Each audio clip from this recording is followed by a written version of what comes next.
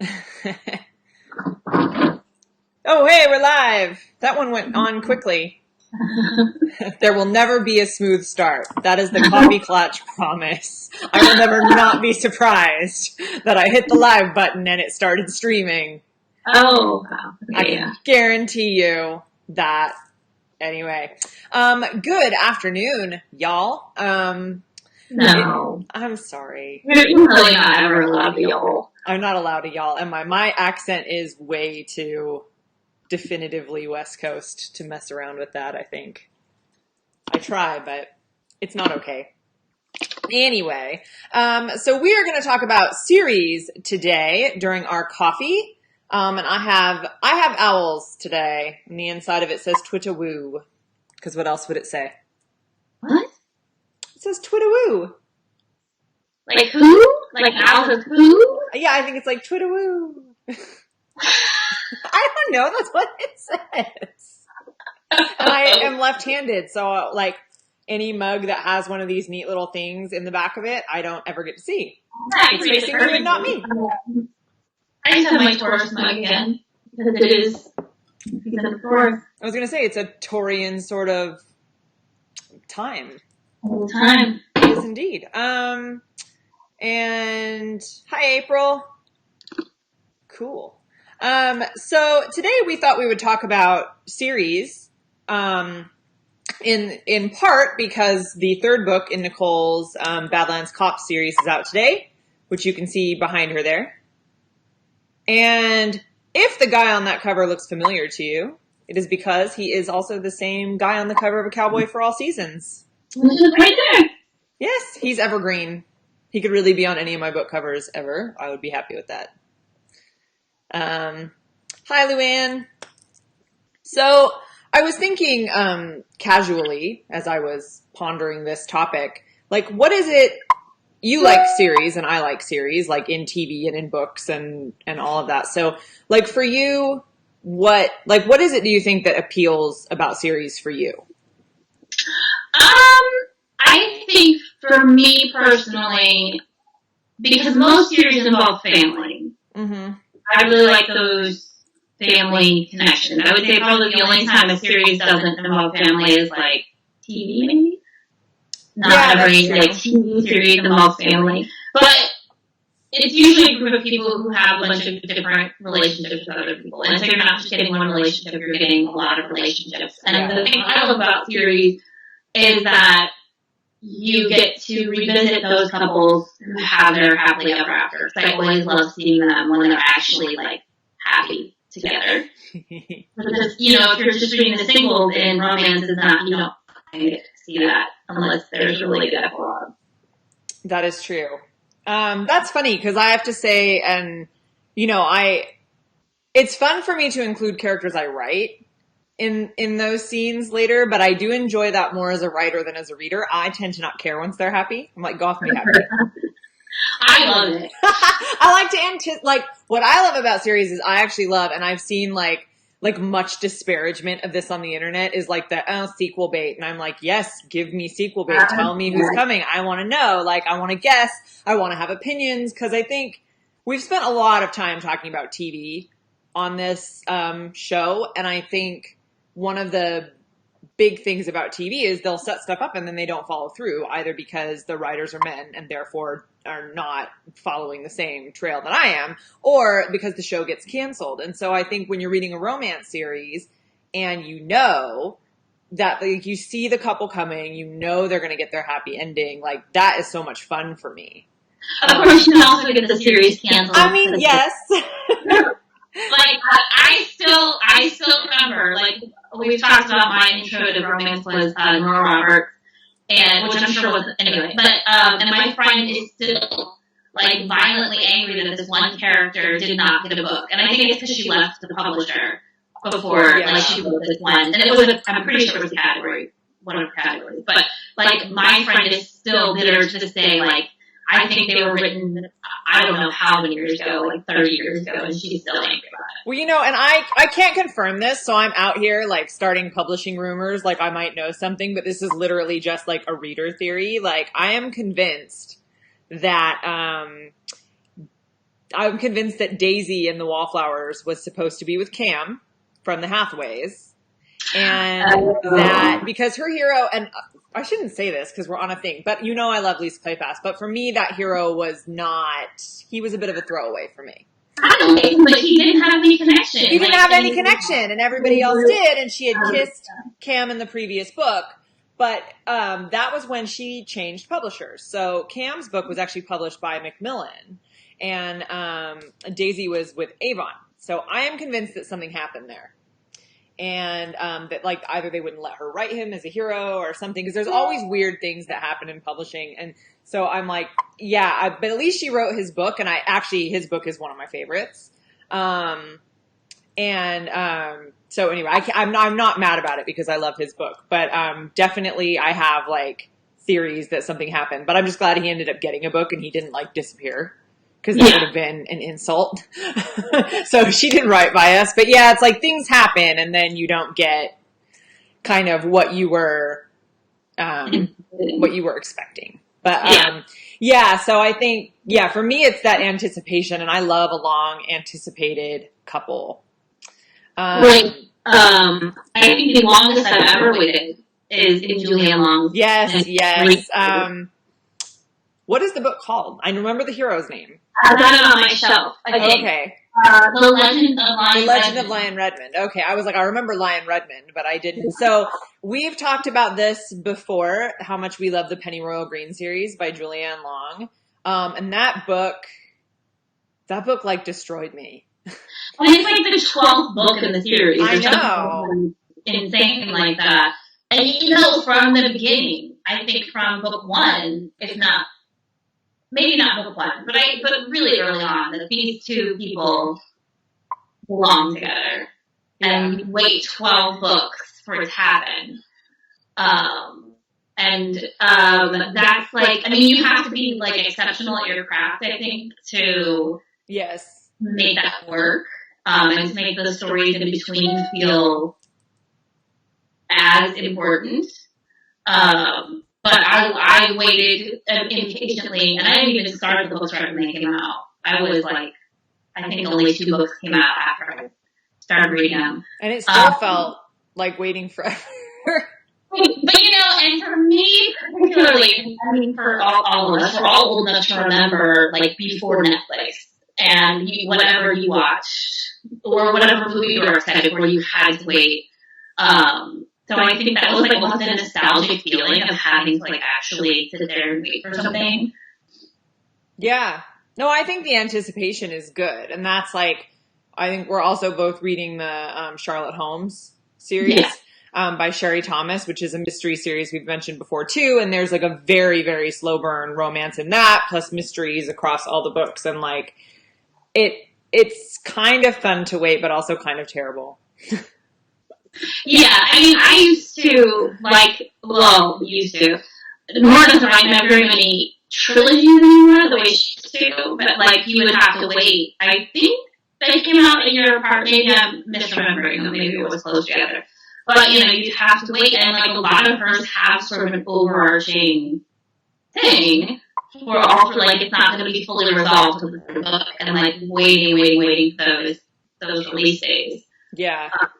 Which I don't think happens as much anymore, to have that kind of connection between books in romance. You kind of have to be like a big deal. Dude. I think you always have to be prepared for like a direction shift.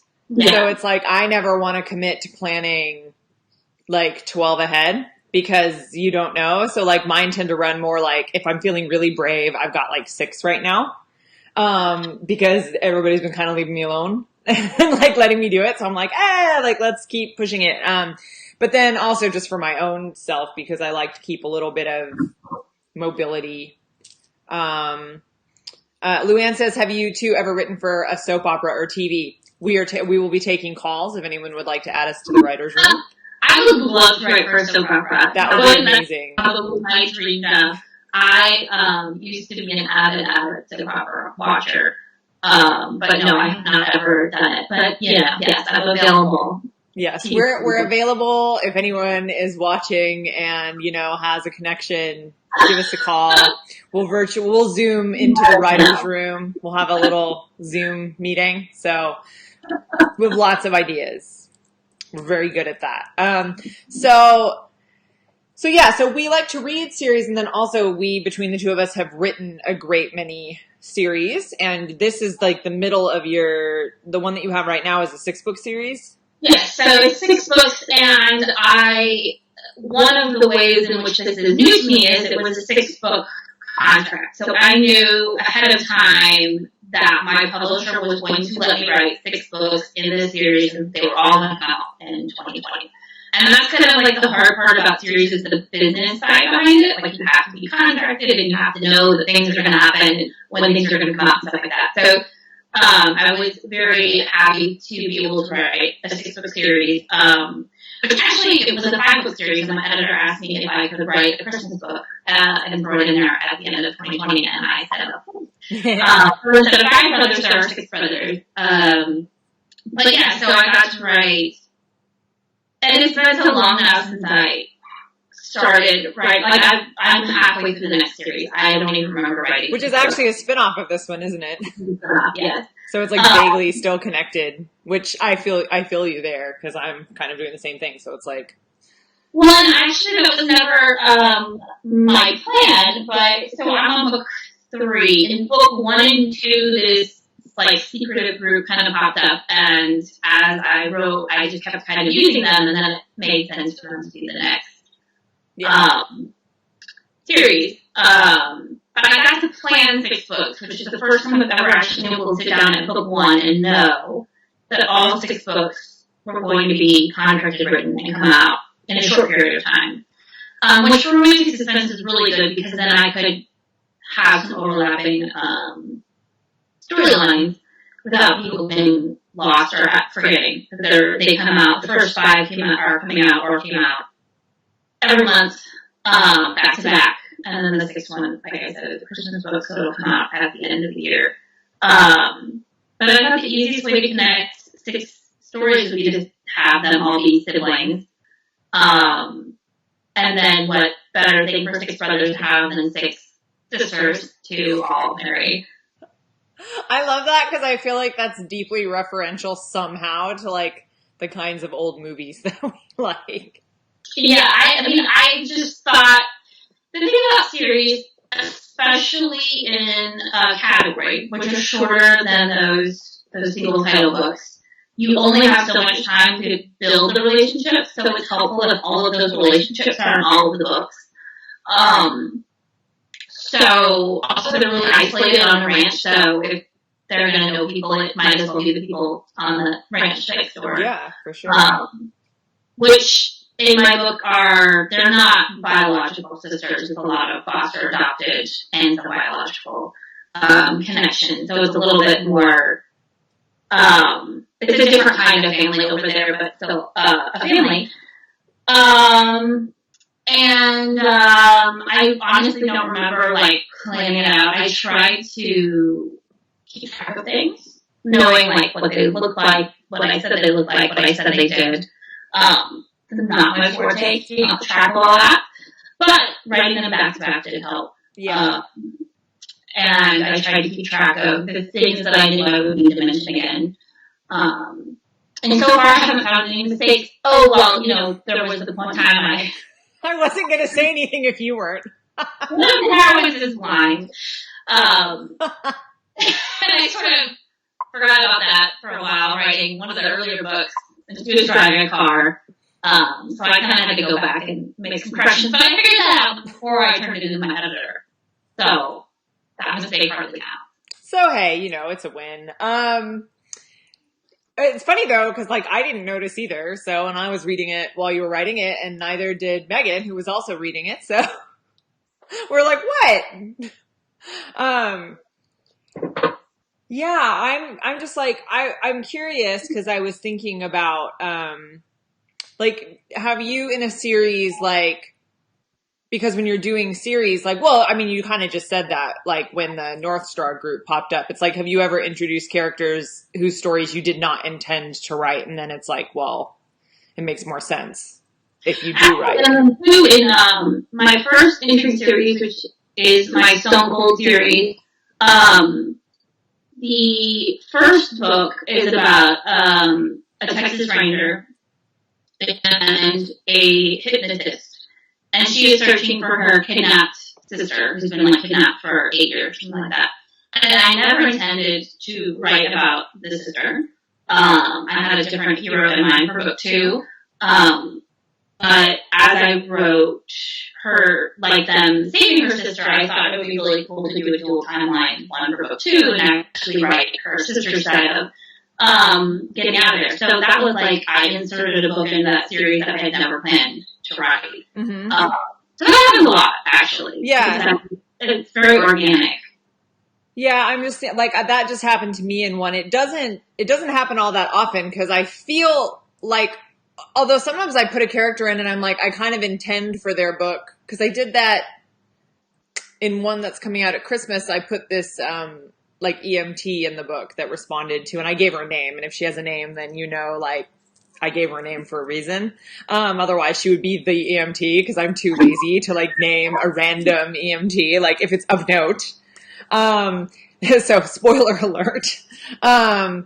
But she is not going to be coming up as quickly as I thought, because when I was writing the book that I'm editing right now, I came up with this whole backstory for that hero's sister, who doesn't live in Gold Valley. She lives in California. But I gave her this like super horrendous, like deadbeat boyfriend. And I was like, obviously she's going to be with one of the bull riders now, because there's nothing that can be done for that. Like, she just, like, sometimes that happens. Like, you get this character and you're like, oh, like, she wasn't even really on the page that much. She talked to him on the phone. And I was like, well, she's obviously actually going to be, like, in this next trilogy, because she just kind of makes sense. Or then, like, I have, like, twice, and I have talked about this before in the video, so I won't, like, go on and on about it, but 2 times I've had heroines, one in Copper Ridge and one in Gold Valley, that I was not going to write, that were totally reader driven. And one was Allison, who was the heroine in Down Home Cowboy. The poster's literally on my wall. I can remember the title. And she had appeared in the first book in the series, and I didn't want to write her book because I thought her backstory was too sad. And then everybody wanted to know what happened to her, so then I had to write her book, and I was really glad I did. And then Vanessa in Lone Wolf Cowboy, who was the like kind of prodigal daughter in Smooth Talking Cowboy, and because she was a drug addict and had been through a whole lot of things, I just didn't know if anybody would want to read her book, and people did. So I wrote her book, and I'm really glad I did that too. So sometimes it's like organic inspiration stuff, and then other times it's like very reader driven, which I think is the other fun thing about series, is people get invested in it and want the next. So that's like fun as a writer. Yeah, I think the thing is, like, so we're both very character-driven, but when you start a series, it's not just a character, like, it's a world. Yes. And the world is a character in and of itself, so it breeds new inspiration and new feelings that you didn't necessarily intend to write. And I think that's, for me, that's happened in all of us, especially thinking of my longer series are usually my entries, and every time I had an idea of who was going to be the main focus, and it always ended up going somewhere else, because the characters in one book took me to a different place, which made me think of different people and different whatever. Yeah. It's as much about the world as about those characters who pop up, because you're just populating an entire fictional place. So when, I know obviously Badlands Cops is about the Badlands. So like, is that, I mean, I know the answer to this. I'm asking you these questions as if I don't know. Like, have you been to the Badlands, or? So yeah, when I have been to the Badlands, twice.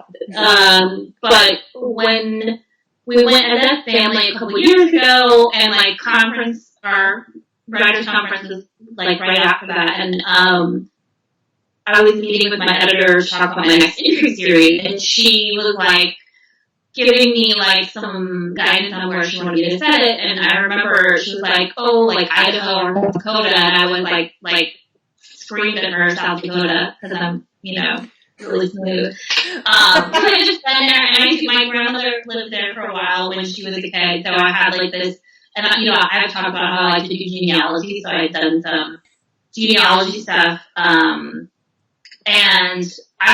we had such a great time in South Dakota. Our trip there was really beautiful. We went the perfect time of year, and we had a great time.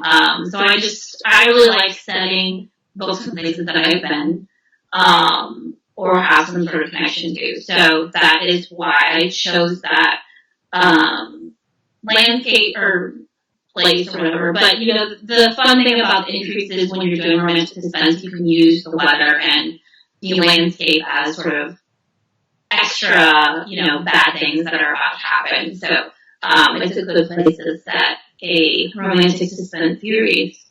That is true, and I think, like, with your books particularly, in suspense, like, you use a lot of rural backdrop, like, to add threat and bear traps and things like that. Use your cell phone. Yeah, like, and that's a real thing. I was driving up, like, not very far from my house, obviously, right now, and we don't have cell service out, like, just up past me a little ways. And I found there was a woman up there in her car, and she, like, rolled the window down, like, from way across the dirt road, and she was like, and she's, like, looking for this town, and I was like, no, you're, like, 40 minutes the wrong way. And she was like, oh, well, I'll find it. And I'm like, no, drive back to the cell phone service and put it in your phone. I was like, there's no one out here, and, like, I cannot help, like, who's going to help you? That stressed me out. Anyway, yeah, cell phone service is a thing. Anyway, yeah, I like that about, well, I think I like that so much about rural settings. And, like, I think we know, like, the threats inherent in, like, a city setting where I think primarily that's people.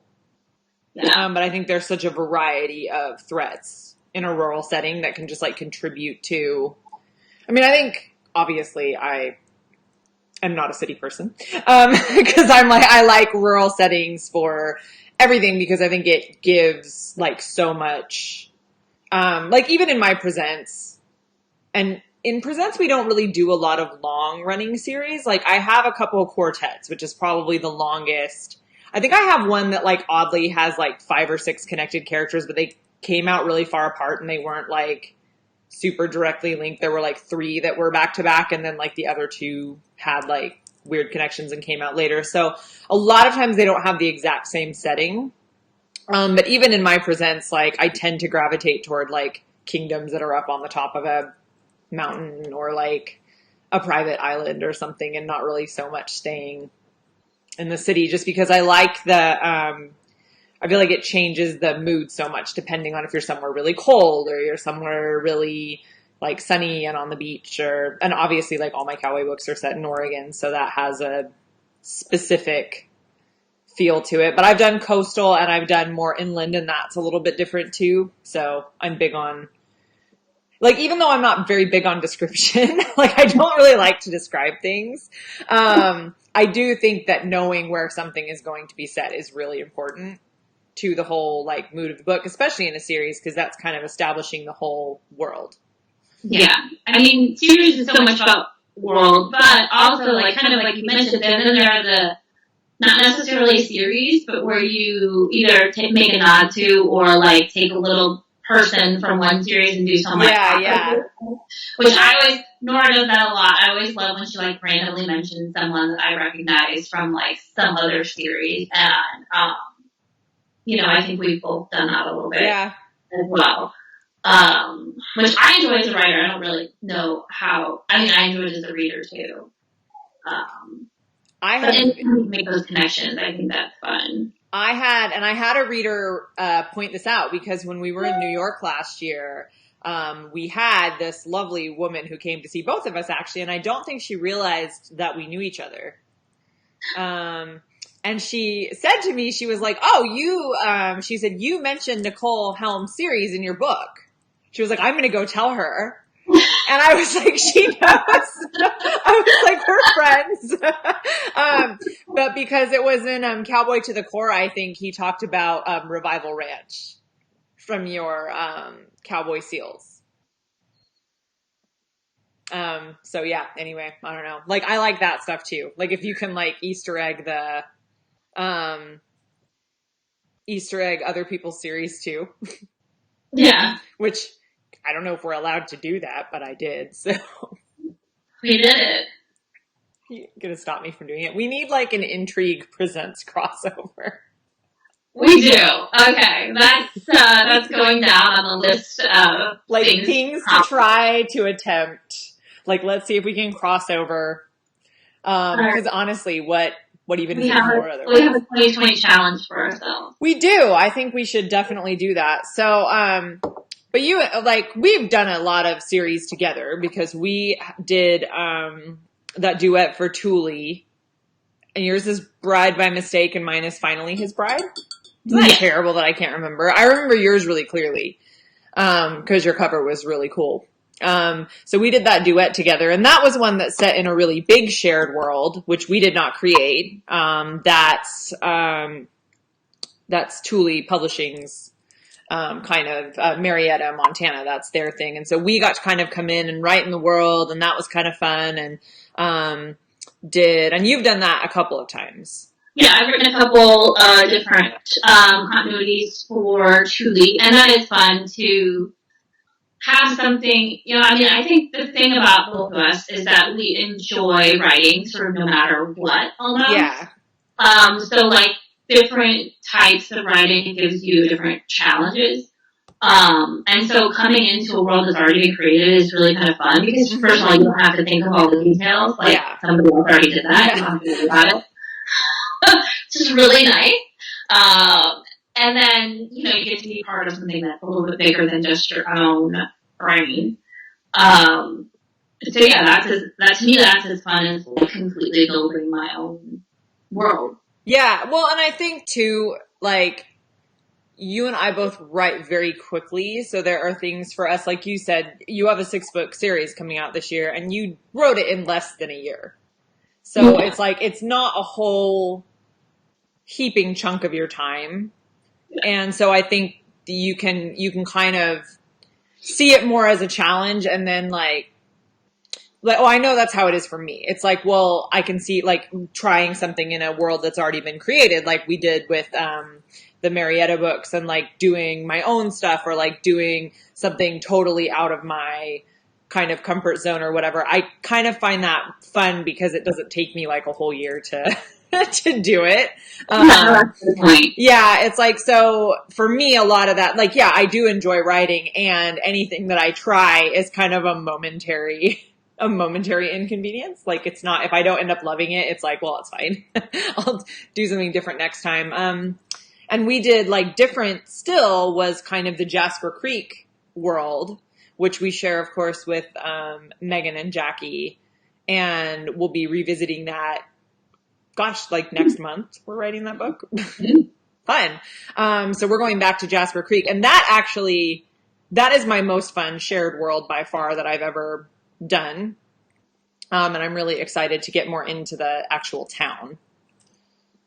Yeah, and that's something that the four of us created together. Mm-hmm. So it was collaborative, but it was also author-driven.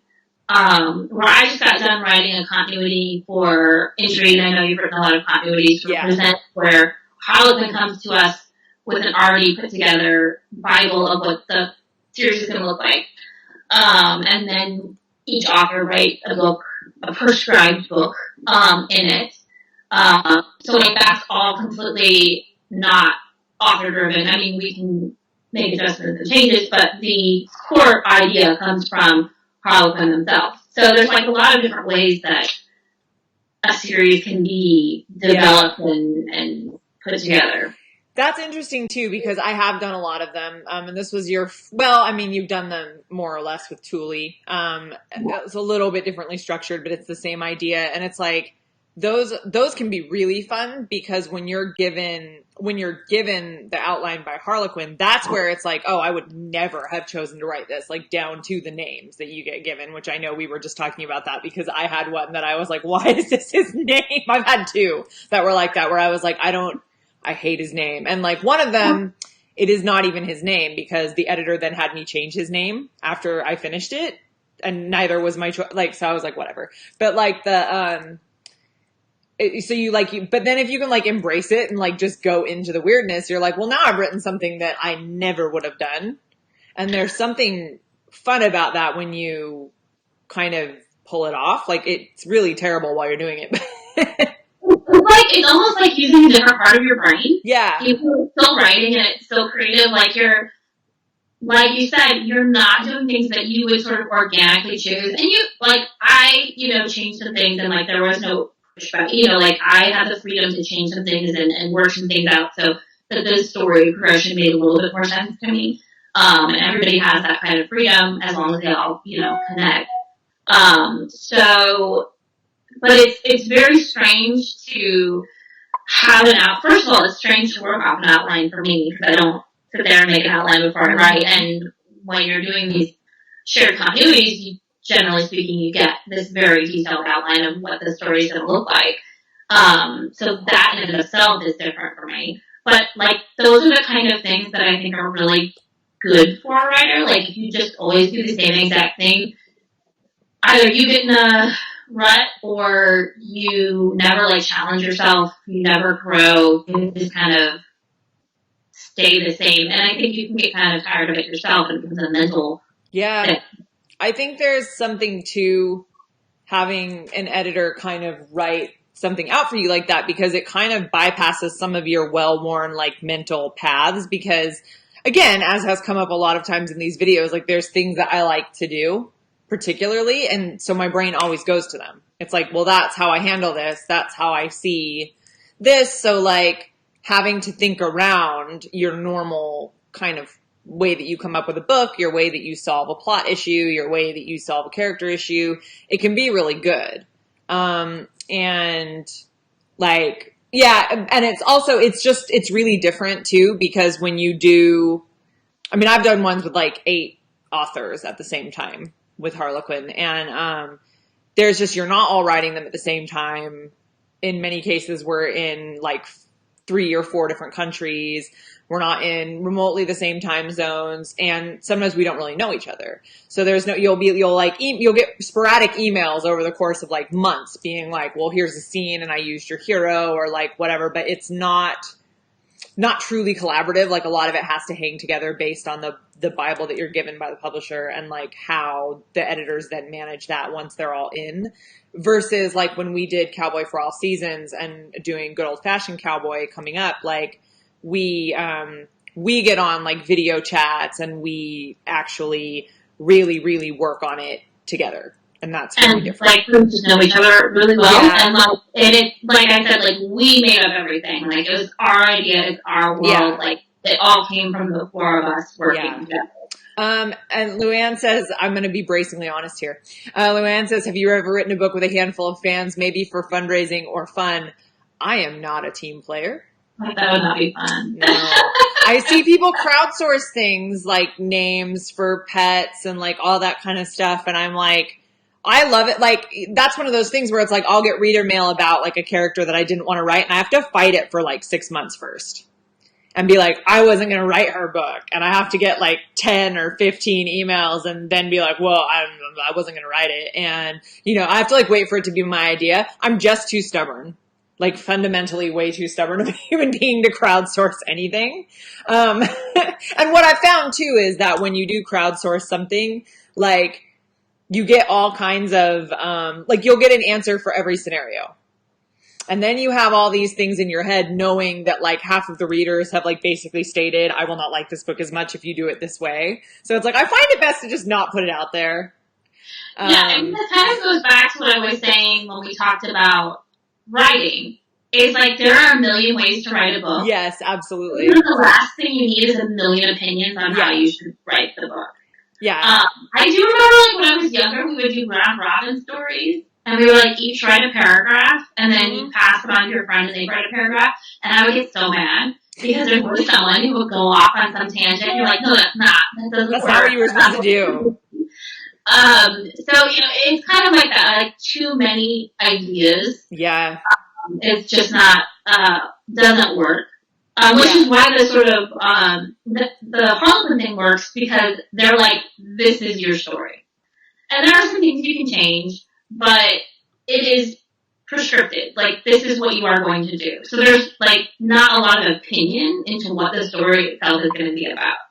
And as for A Cowboy for All Seasons and Good Old Fashioned Cowboy, like, we all knew each other and were really close friends for, like, many, many years. Yeah. Before we endeavored such a project. And I think we're really careful, too, about, like, making sure that we could do this without, like, offending, not offending, like, stepping on each other's toes. Well, fundamentally, the thing about being friends with people that you are in the same industry with is that you kind of have to have a baseline rule set that your friendship is more important than a career, like, or than a job. Like, it's like, well, your friendship is important, and that we know each other really well, so we know how to communicate about this stuff. But it's like I think all of us would be willing, like, to let something go, whereas, like, when you're working with people who aren't your friends, it's like there's no end to how deep you can dig in, or at least me, because I am, pretty stubborn and set in my ways. And like, that's where it's like over the years, and I always say yes to collaborations. And it's like over the years, I've learned I don't love a collaboration. I do when I know everybody, or when it's a small group. I think for me, like, the group size makes a big difference. Because it's like, I just get very like I'm okay if I get left to go do my own thing, and I like to work at my own pace, and I don't like to have to stop and check in with people. So like having a whole list of people that I need to like keep tabs on, like, doesn't work for me at all. So it's like, but with like a group of people, it's like you kind of know how to be like, well, I can't look at that right now, or that doesn't work for me, but let's try something else. Like, it's a little easier to approach that stuff, whereas I think sometimes it's harder. It's just much harder always when you don't know people and you don't know like how to approach them necessarily. Yeah, and the thing is that writing is a very solitary, individual thing. So you kind of have to figure out, if you're doing any kind of collaboration, whatever it is, you have to figure out what works for you and what doesn't. And sometimes it's trial and error, and you're going to go through something that did not work or was not enjoyable. Yeah. But essentially, like, any sort of crowdsourcing or collaboration, like, it's putting a lot of pressure on yourself. I agree. It's a lot more complicated than it seems, because this is our profession. So it's not like when I was doing round robin stories with my friends. It feels different. Like, you can't really, now that it's my job, I can't really like go back to that place where I could just do something like that. It's funny too, because I was, like you said, writing is very solitary, and I think to an extent, to have done it as long as we have, you've chosen a solitary profession, like, as your job. Yeah, like, and you've chosen something where you must be self-directed. And I think the people who maybe struggle the most with like meeting deadlines and all that kind of stuff, they're more social. Like, they're creative, but they're social, and they, they do want a lot of input, and they do want to like stop and research, or they want to like go out and do things and talk to people, and like, they are not like as self-directed. They need like external input. And then I think there are those of us who are like incredibly like self-contained. Like, we don't want to talk to people. We don't want to go interview anyone and ask them if something could work a certain way, because we just want to make it work. Like, we're like, no, it's my world and it's going to work that way. And like, you don't want to ask for someone else's input because you want it to go the way that you want it to. And like, so you have like very tight working relationships, like with your editor, who you like need to do what she says, or like there's a couple people that you trust to send your work out to. And you're like, okay, like, I have a baseline for where her opinion is coming from, so it matters, and I might still ignore it. But I know, but like we know what each other is looking for in a book, and I know your baseline reaction to one of my books. So if you go, that's not hitting for me, I might go, oh, well, that's interesting, because like normally you wouldn't say anything, So it comes from like the vast years of trust being built up and like growing to value an opinion. Like I can't just like randomly have that. So, yeah, for me, it's like, yeah, all that to say, like, I think we're not huge collaborators and it takes a lot of trust in order for us to do it because we are the naturally self-contained, like, it is all in me. Like that's where the stories are. So Luann asked, who guided your first two books? And I think it connects to what, we just said, which is that, I think that mine came from reading. Like I'm not a big class taker because again, I don't want to be told what to do. And I didn't really seek out advice. I just read a lot and figured out what I liked and didn't like. And then when I got feedback from an editor, listened to the editor because they were the person who was in control of whether or not the book got bought. So I think for me, I tend to not be like, I know a lot of people who seek a lot of guidance and who seek a lot of opinion, but I just like to work out as much as I can kind of in myself because for me, that's like, it's like the buck has to stop somewhere because like we said with collaboration, there's an infinite number of ways to write a book. And at a certain point, it's all just opinion. And there are craft things that are definitely going to make a book better, but there are a host of things that are just someone's opinion on what makes a story better than another one. And ultimately, that has to be like something that you decide about your own work. And then if there is an editor involved, obviously, because they're the ones deciding if the book is going to put out, they're the ones that get to decide more. Yeah. So it's all in me until it goes to the publisher and then it's on them. Yeah, and that's the thing. And I wrote books quite a while before I tried to get them published. So I really was just writing books that brought me enjoyment. And then when I did seek to get published, I remember I took a class and it was very well touted online. And everyone was like, this is the best class, you need to take this class. And I am still bitter about taking that class because I felt like it was just not helpful at all. And granted that came from my experience, having like already been writing for quite a few years and being an English teacher and I didn't need a grammar lesson to teach me how to write a book. So I found like clearly to me that meant like I cannot trust like internet suggestions that like I should take a class because clearly like I'm not thinking or feeling the same thing that other people are. Which doesn't make it wrong. It just means like that didn't work for me. So then for me the thing became editorial feedback. And that's how I would write to this day, I just write the story that I want to write and then deal with consequences. Like if my editor says, no, that doesn't work.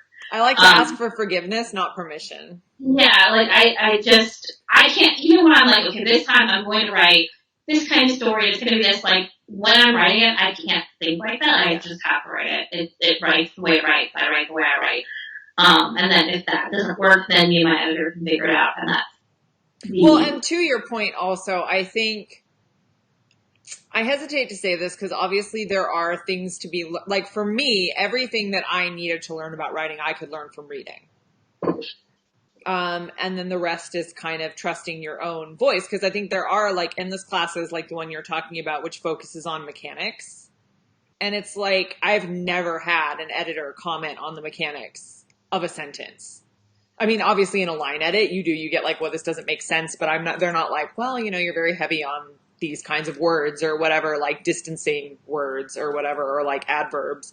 And I took a creative writing class in college. I took 3 because you could do 3 terms of creative writing or like take one like essay writing class. And I was like, screw that. So I took like 3 terms of creative writing where all I learned was how to be insufferably pompous about what you wrote and how much I did not want to be that. But there were a lot of like mechanics rules in that class, like never use adverbs, always use, these things for metaphors, and none of it was about story. And I found that so many creative writing classes are not about story because they tend to be more about writing lit fic or like the great American novel. And it's like, that's not what I read. I want to know about story and emotion. And because romance is a character driven and emotion driven genre, like that is the most important thing. And anything, like, I think you can kind of look and see like is my pacing moving too quickly? Like, do I not have as much description as like the romance novels that I am reading? Am I like on par, not to copy it, but just to kind of get a gauge, which I've found more valuable than anyone telling me like blanket rules, like cut all your adverbs. And every time I use an adverb, I laugh and think of my teacher in the creative writing class. And I'm like, wow, I've written 100 books. So, I have to say, like, when I started writing, like, when I was a teenager, but like, that those beginning pieces were legitimately me basically copying yeah, the lights and inserting my own characters in slightly different problems. That's like a great way to start writing. I think that's how we all start. It teaches you, like, those books that you like, it teaches you what you like, it teaches you what you like about it, it teaches you how they function. And from there, then you start to take on your own ideas and your own voice and your own things like that. And so I think that reading and then writing, not necessarily setting out to copy, but like writing in that way that you like to read, like that's kind of, it's just a really great place to start.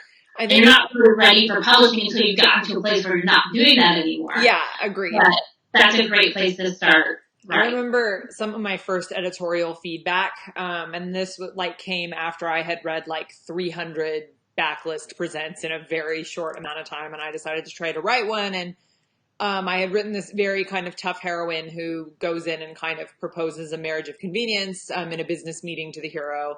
And so she's very kind of, tough and no nonsense, and was also very much an archetype of that kind of heroine that I had read multiple times in that series. And she was kind of an amalgamation of those things. Like she wore shapeless clothes just because she did. She didn't have, a sense of style just because she didn't, because it was like, well, those heroines don't. And there wasn't a lot of thought that went into why she did or didn't. It was just, I was like, oh, I'm copying this no nonsense businesswoman heroine. It was probably kind of 80s actually, like given that I was submitting the book in 2009, she was very much like an 80s businesswoman, like with shoulder pads basically. And then there was this scene where he kisses her, and I had written that she gave a cry or something when he and my editor was like, well, why though? Because like, she's supposed to be really tough. And like, even though she's not super experienced, like wouldn't she like lock that down? And I had not really thought of it before because I had read multiple books where the hero grabs her and like kisses her and she like, kind of mules or whatever. And like, and it was like, that didn't work for my heroine though. That was like just a convention that I was kind of putting in there because it seemed like something to do. So that was when I kind of started to learn, okay, it's like to take it a step further than just copying what I had read and to kind of make it personal to that character and to that story. So, and Luann also has asked, are there a lot of editor rules, or just write and write? And if you get turned down, you do something else, which, yeah, I mean, so with Harlequin, there are guidelines for the different series, and every genre has conventions. And the only way that you can kind of start to absorb those conventions is by reading. Because Harlequin has series guidelines, which are very helpful. So that'll give you word count, kind of the expectation, the expectation for intrigue is very different than presents. But single title, you're not going to find that. That is just about kind of knowing what romance readers expect and want, or what women's fiction readers kind of expect and want, which is going to be a whole different thing. And they're not really, they're not rules, they're guidelines. Yeah, I've never had an editor be like, here are my rules. Yeah, never. Here's what I like and what I don't like. Here's what I want. And honestly, sometimes you think it would be easier if they would when you're submitting and you are realizing that like there's clearly something that you're not getting, but they don't do that. So you just kind of keep writing and because I think actually editors are very insightful readers, but they are reading sometimes as a reader. And so they get something and they go, that's not quite it.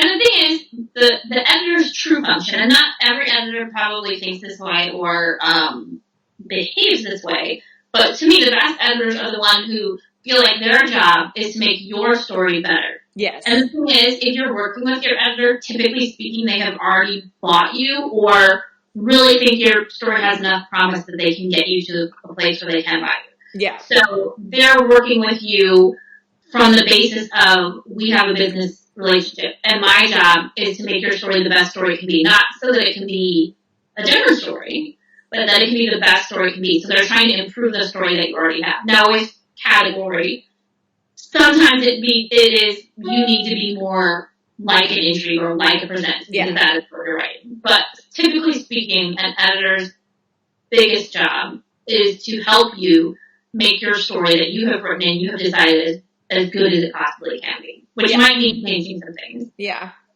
It might mean not changing quite the things they think. But there are no, there just aren't rules, because this is not science. Even the business of selling romance novels or whatever kind of novels is not science. It's everybody's best guess as to what will work. So the best thing you can do for yourself is just write. Yeah. But when you get to a point where you're working with an editor, especially in the beginning, you're going to find yourself learning things that I couldn't possibly explain to you, because it's personal, it's dependent. But once you're in that relationship, and it is a business, it's a relationship, it's a business relationship, it's a partnership, and you're working together with the same goal. Yeah. So it's not like they're not like the boss. I mean, they hold your fate in their hands. Sure. It's a unique relationship not found in very many corners of business, I have to say. Like, there's not really anything quite like it, because they read your work and give you feedback. And so there's just a level of trust that needs to exist there. And they have to trust you too. I think good editors do. That's been my experience. When they really get you, then they're happy to kind of let you go do your thing. And that's where, and that's kind of the thing. It's because we both write a lot of series romance, a lot of category romance. And I think that people have an idea that that's prescriptive or formulaic or boring or kind of generic in some way. And I think if you love it, then that's so not true. If you're a fan of category romance, then you understand what it's supposed to do, and you can really play within that. And that understanding is the biggest, hardest part. You really have to understand not just why you like the category that you're writing, but what the promise of that category is to your reader. And that might not come with your first book or even your second book. Sometimes it's a process fully learning what that is. But to me, the most helpful thing for writing category romance was realizing that it's offering a promise to the reader. I know that as a reader that I'm going to get X, Y, Z out of the book. And if I know that that's all I have to deliver is X, Y, Z, then I can do whatever else around that X, Y, Z. It's actually, to me, it does not feel any more prescriptive than anything else. No. But I write a single title and an intrigue with the same thought process. Yeah. Because I understand so fully now what the intrigue reader is looking for. I know what's going to work in there. I actually think that, I just said, I'm not a team player and stuff, and that is true to an extent. But I am mindful of the fact that my book is going to a reader. And that reader has an expectation and wants a certain thing. And if they are going to spend money on my book, then I need to care a whole lot about what they want and care a whole lot about giving them the best story that I can. That is the story that they were expecting to pick up. I don't just get to be I think that you presents readers should like this instead, because I am a presents reader. So I kind of know in general, and I can't please everybody. And that's not really my goal so much as to I never want it to be false advertising or disappoint in that way. Or if you're a small town romance reader, it's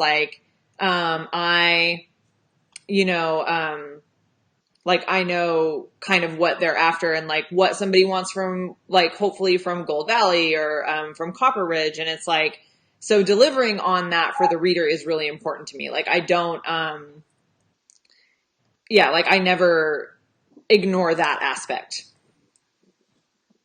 of Yeah. So, and I think in a weird way, this kind of goes with Luann's next question, which is, have you ever disagreed with an editor? First, before I go into the actual answer, the answer is in the beginning, no, I would not have dared to like fully disagree with my editor, because I do think there is something to getting enough books under your belt to like really feel like you understand like what you're doing. Mm-hmm. That being said, sometimes I don't agree with my editor, and the good editors, you can be like, I don't agree with what you're saying. Like, how can we both come to a conclusion where we're happy? And a lot of times it's like they see a problem, and they're right. There is a problem. Yes. We just disagree about how to fix the problem. Yes. So I might be like, well, instead of her doing that, what if she did this? Does that, do you think that fixes the problem? And a lot of times they're fine with you taking the direction that you need to take to solve that issue that they're noticing. Yeah. Very rarely have I just been fully like, no, you're completely wrong. Like, that is a very rare event, and usually I think it happens when your work relationship is not in a great place. Yeah. And you don't really trust each other. But typically speaking, when you're in a place where you trust each other and you've got a good editor-writer relationship, it's not that you're never going to disagree, it's that you know how to come to a conclusion that you're both happy with. I mean, I've worked with a lot of editors, so I've had a variety of experiences. I've had editors who gave feedback that I found very bracing. Like, it was just like, it was mean, quite frankly, like where you're like, oh, ow, like, and that, but they also didn't care if you disregarded it. Like, there was no ego in it. They were very much approaching it like they could just be honest with you. And, you know, so I'm always of the opinion there's not really a reason to leave comments that are quite that bracing, but like sometimes they'll put that stuff in there and they don't really dig in. So it's like, in the end, it's still your book. So you may have had an unpleasant experience reading their comments, but like, you know, it's fine. You go back and forth. It's not a big deal. I've had editors who were a lot more married to their opinion. And I've had, like Nicole said, I think my most common experience has been they might be suggesting something that doesn't feel right to me, but the reason they're suggesting it is that there's a problem. And so it's up to me to kind of figure out what that problem is. And I think the most frustration I've had has been when the editor did not, for me, understand the reader. Yeah. And so when you're working with someone who maybe didn't, like, romance is not their first choice to be editing, like the best editors that I have had, it's not about their taste, it's about the reader's taste. They understand the reader.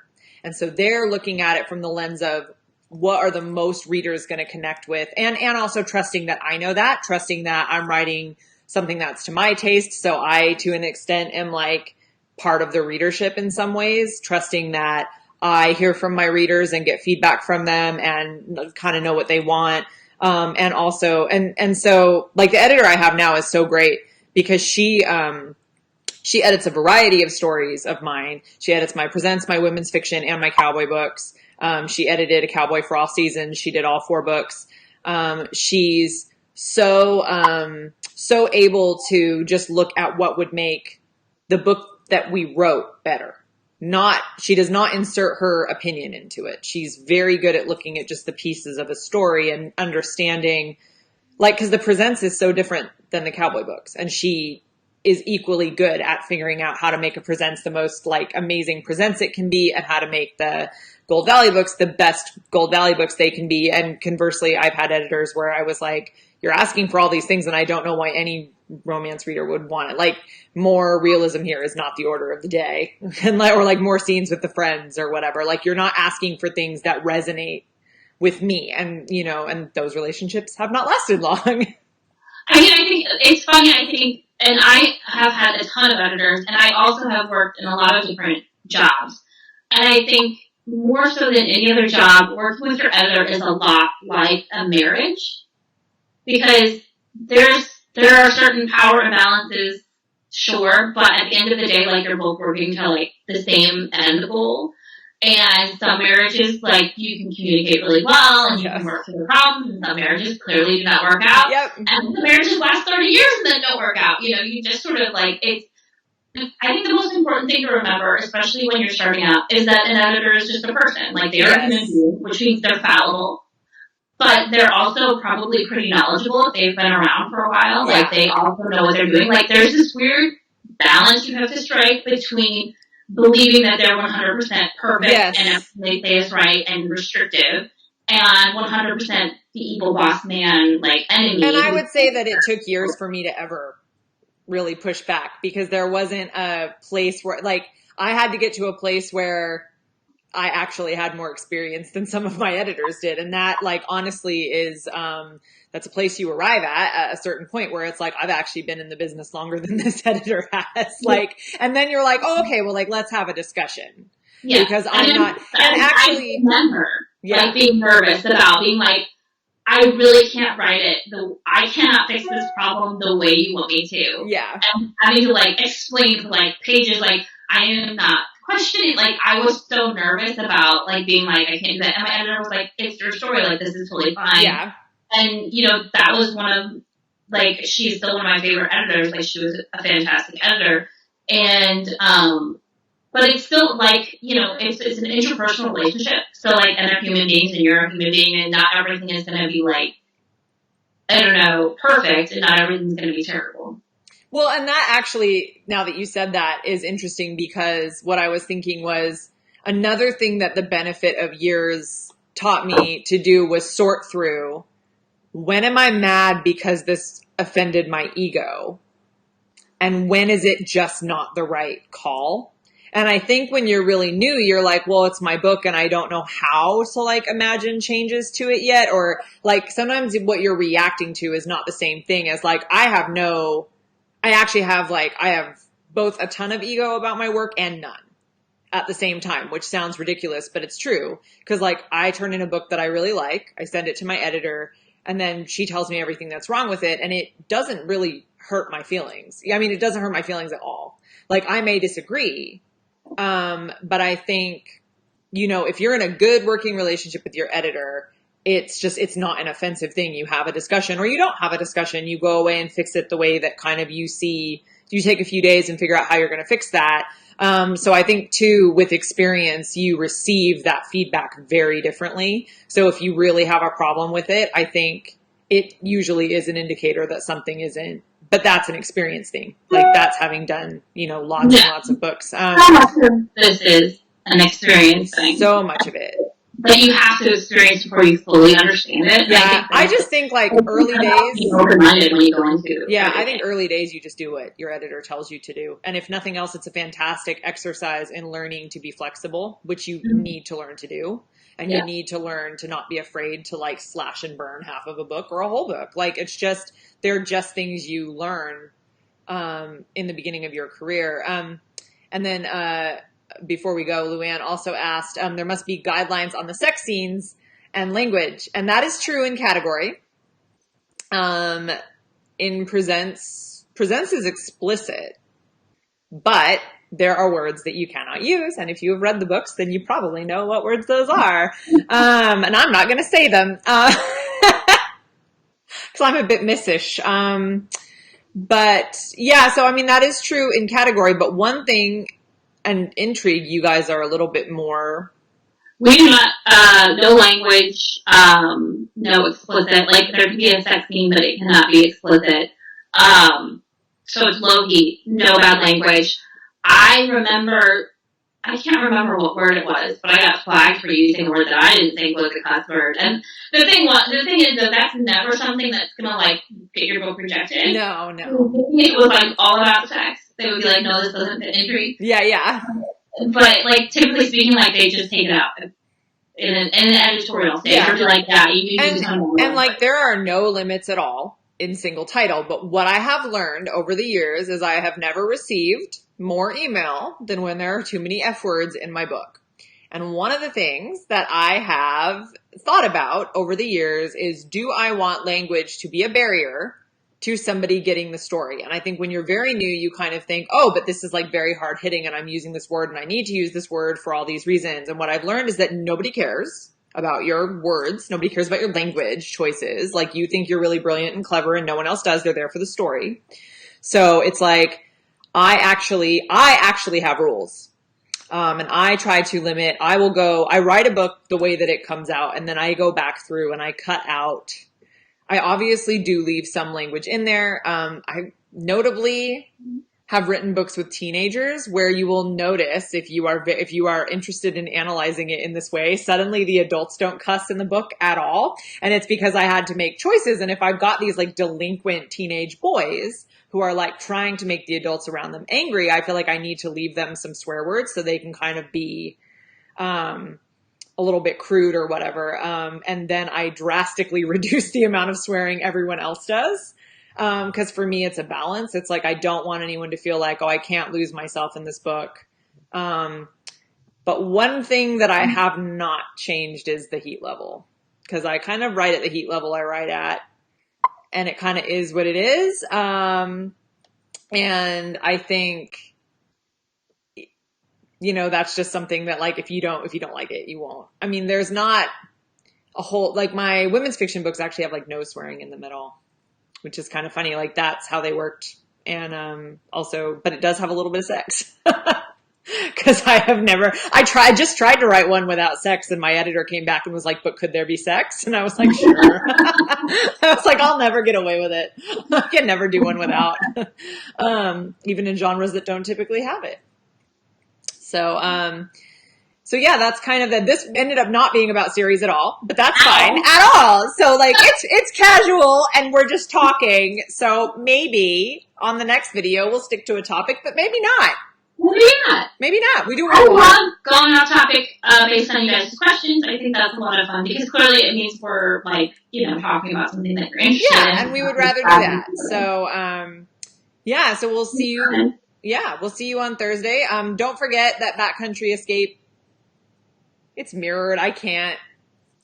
Backcountry Escape is out today and it's in stores, which I understand is like kind of a challenging thing right now. However, there are curbside pickups available at Walmart and they will bring you books, I have been told. And also Harlequin.com is still shipping and they have print books. And they also have books available early. Early and I think discounted and early. So if you ever want it, like if you ordered from Harlequin.com, you could get the third and the fourth book right now, I think. The fourth book, not quite yet. But not quite yet? Like, if you waited a couple days, you could. Yeah, I think May 1st. So, so don't forget that that's a great, like that there are actually a lot of great resources online for getting print books, because I think a lot of times people here get the book online and they think, that it has to be an ebook. It doesn't. So, and also like, as far as we know, the books are still coming out in stores. And I know that most stores, I know in some states they're limiting where you can, like what sections you can go into, but not in most. I know in mine, you could still walk in and buy books. So, they should be there. So, so go forth, buy books, and we will see you on Thursday. Thank you for tuning in and asking questions. Bye. Bye.